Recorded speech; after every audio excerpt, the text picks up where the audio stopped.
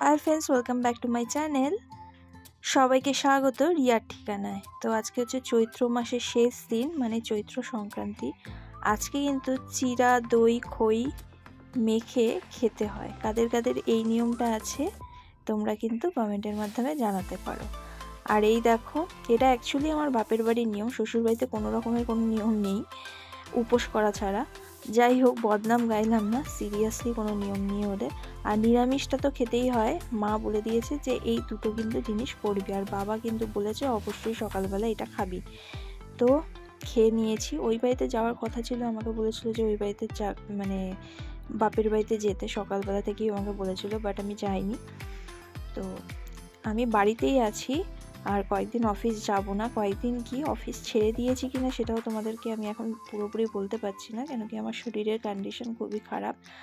আমাকে একটু রেস্ট নিতে হবে, রেস্ট না নিলে আমার হবে না। তো কয়েকদিন একটু বাড়িতেই থাকবো, রেস্ট নেব, রিল্যাক্সে থাকবো, আর এই আঁকাঝোঁকার মধ্যেই থাকবো। তো বর যেই ভাতটা করে দই নিয়ে এসেছিল, সেই ভাতটা কিন্তু আমি ভালো করে ধুয়ে টুয়ে রেখেছি। তারপরে মাথায় বুদ্ধি আসলো এই ভাতটাতে কিছু কারুকার্য করা যায়। আর ব্যাস, রং তুলি নিয়ে বসে গেলাম কারুকার্য করতে। এখন আমি বেস কালারটা কিন্তু আমি লেপে নিচ্ছি। হোয়াইট কালারের উপরেই কিন্তু তুমি সব কালার দিতে পারবে, তবেই কিন্তু ভালো লাগবে। এখানটায় বেস কালারটা কিন্তু ভালো করে মেরে নিচ্ছি। যে কয়েকদিন বাড়িতে আছি আর বাড়ির কিছু কাজ আছে সেগুলো তো করবই। আর ইচ্ছা আছে, যেগুলো আমার হাতের কাজগুলো হারিয়ে গিয়েছিল, নিজেকে একদমই সময় দিতে পারছিলাম না, সেই নিজেকে কিন্তু সময়টা আমি দেব। না দিলে কিন্তু হবে না, কেন কি নিজেকে ভালোবাসাটা সত্যি খুব প্রয়োজন, আর নিজেকে সময় দেওয়াটাও প্রয়োজন। আমার যে হাতে শিল্পত্ব একটা জিনিস আছে, সেটা কিন্তু তুলে ধরতে হবে, আর তুলে ধরাটা উচিত। পরের অধীনে কাজ করা তো সব সময় যাবে, কিন্তু নিজের অধীনে বা নিজের শিল্পত্ব পরিস্ফুট করতে গেলে কিন্তু এগুলো চর্চা করতে হবে। না চর্চা করলে কিন্তু হাত বসে যাবে, আর হাত বসে গেলে কিন্তু তুমি কখনোই কিন্তু নিজের শিল্পত্বটা প্রকাশিত করতে পারবে না। তো আমি এর জন্য স্টার্ট করেছি, জানি না আজকে মুড হয়েছে তাই জন্য স্টার্ট করেছি। আবার কবে মুড হবে আবার বসবো, কিন্তু এটা রেগুলার করবার চেষ্টা করবো। আর দেখো, দুপুরবেলার লাঞ্চে ওই কালকে দুটো তরকারি ছিল, ওটা আর পটল পোস্ত করেছি, আলু সিদ্ধ করেছি আজকে, এইগুলো খেয়েছি। আর কালকের যে দুটো তরকারি, এই তরকারিগুলো কিন্তু আমিষের কোনো ছোঁয়া লাগেনি, নিরামিষই আছে। আর এখানটা দেখো, খাওয়ার পরে কিন্তু বাসনগুলো মেজে রেখে দিয়েছিলাম।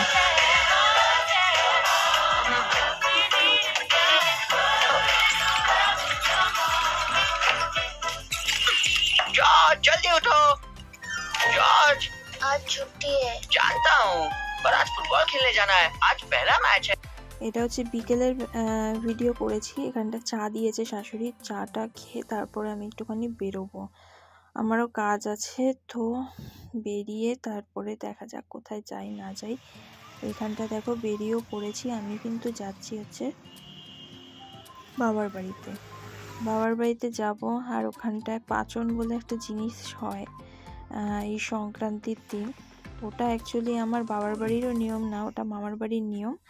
তো মা যেহেতু মামার বাড়িতে এই আজকের দিনে যেতে পারে না, তাই নিজেই কিন্তু বাড়িতে কোনো রকমভাবে পাচনটা তৈরি করে।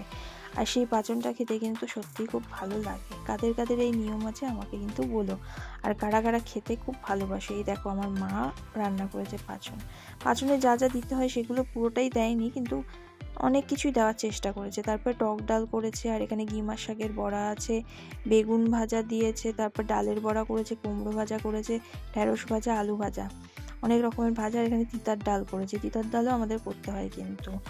আর এখানটায় দেখো, বাবার একটা বন্ধু কিন্তু পাচন দিয়ে গেছে, ওদের আবার নিয়ম আছে। তো মা আর লোভ সামলাতে না পেরে কিন্তু খেয়ে নিল। মা খুব ভালোবাসে পাচন খেতে, যেহেতু বাবার বাড়িতে হয়, এটা ছোটোবেলা থেকে খেয়ে এসছে, আর এটার স্বাদ খুব অপরূপ হয় সিরিয়াসলি। আর এখানটায় দেখো, আমরা কিন্তু যাদবপুরে গিয়েছিলাম, আর যাদবপুর থেকে ফেরার পথে ফালুদা নিয়ে নিয়েছি। ফালুদা কিন্তু খেয়ে নেব। ফালুদা খেতে কিন্তু সত্যিই খুব ভালো লাগে। কাদের কাদের ফালুদা খেতে ভালো লাগে আমার মতন, আসলে মানে এই যে গরমটা পড়েছে, এই গরমে কিন্তু হাবিজাবি খাওয়ার থেকে কিন্তু এই শরবত জাতীয় কোনো জিনিস খাওয়া কিন্তু সত্যি খুব ভালো।